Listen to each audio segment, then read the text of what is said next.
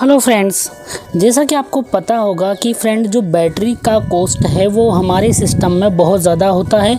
साथ ही यदि हम बैटरी में एनर्जी स्टोर करते हैं तो फ्रेंड जो हम एनर्जी टोटल एनर्जी स्टोर करेंगे उसकी केवल हम 50 से 60% एनर्जी ही यूज कर सकते हैं। बाकी की एनर्जी हमें बैटरी में रखनी पड़ती है। और फ्रेंड सोलर पैनल की इफिशियंसी भी बहुत कम होती है, 19% हाईएस्ट इफिशियंसी बहुत कम पैनल दे पाते हैं, 16 से 20% तक इफिशियंसी देते हैं। तो फ्रेंड इन सब समस्याओं का समाधान करने के लिए कई कंपनियां जुटी है हाइड्रोजन सोलर पैनल बनाने में। तो फ्रेंड इसी में ये कंपनी दावा कर रही है कि 2026 में वो लॉन्च कर देगी। देखिए हाइड्रोजन सोलर पैनल का बेसिकली काम क्या है, कैसे सोलर पैनल की इफिशियंसी बढ़ाया गया है, थोड़ा सा मैं आपको बता देता हूँ। देखिए फ्रेंड जो सोलर है, सोलर से दो प्रकार की एनर्जी हमें मिलती है, फोटोन और हीट के रूप में। देखिए फोटोन की एनर्जी को हमारा solar panel direct electrical energy में कन्वर्ट कर देता है, और जो हीट है उसके कारण हमारा पैनल बहुत ज़्यादा हीट होता है, और हीट होने के कारण हमारे पैनल का आउटपुट कम हो जाता है। तो फ्रेंड देखिए यहाँ पे दो प्रकार की एनर्जी सोलर से हमें मिल रही है, एक तो इलेक्ट्रिसिटी बना रही है और दूसरी हीट एनर्जी पैनल को हीट कर रही है, जिसके कारण आउटपुट कम हो रहा है। तो एक एनर्जी तो इलेक्ट्रिसिटी बना रही है, दूसरी उस आउटपुट को ही कम कर रही है।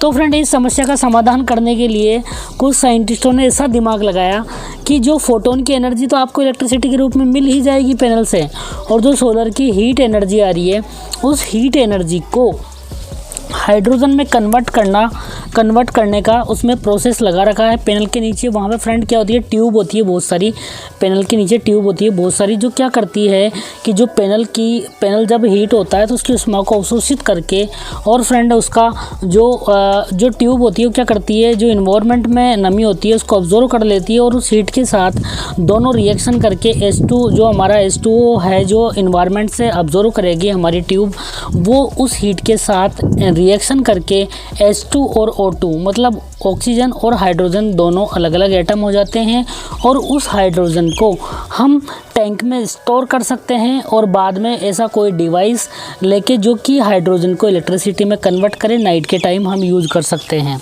तो फ्रेंड इस प्रकार जो सोलर की दोनों एनर्जी है, फोटोन्स प्लस हीट, दोनों को हमने यूज़ कर लिया। फोटोन से हमने डायरेक्ट इलेक्ट्रिसिटी बना ली, और जो हीट थी उससे हमने हाइड्रोजन बना लिए। तो फ्रेंड इसी कॉन्सेप्ट को अप्लाई किया है इन कंपनियों ने कि सोलर की दोनों प्रकार की जो एनर्जी है उसको यूज़ करके ये सोलर पैनल की इफिशियंसी को लगभग 70 से 80% तक लेके जाने की कोशिश कर रहे हैं। बट फ्रेंड यहाँ पर बहुत सारी समस्याओं का सामना है।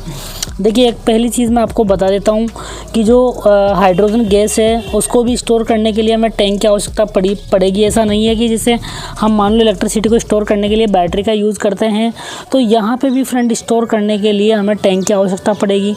दूसरी चीज़ है कि हाइड्रोजन ज्वलनशील गैस है, तो फ्रेंड उससे भी बहुत ज़्यादा दिक्कत है, सेफ्टी का प्रॉब्लम रहता ही है।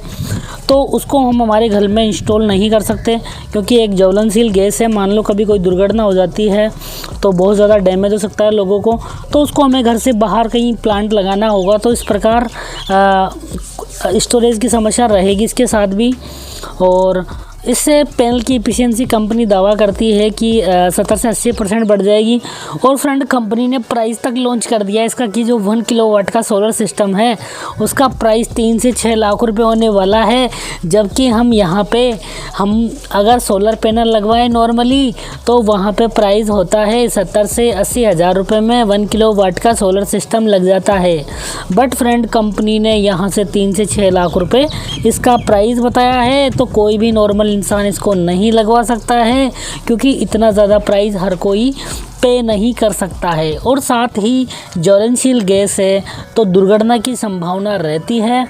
तो फ्रेंड ये थे कुछ इंटरेस्टिंग जानकारी इस सोलर पैनल के बारे में। तो और ज़्यादा इसको एक्सप्लोर करेंगे। अगर आप लोगों का कमेंट आया कि सर और ज़्यादा इसके बारे में जानना, अगर आप लोगों ने कमेंट किया तो एक और वीडियो बना देंगे इस पर। तो आइए, थैंक यू सो मच।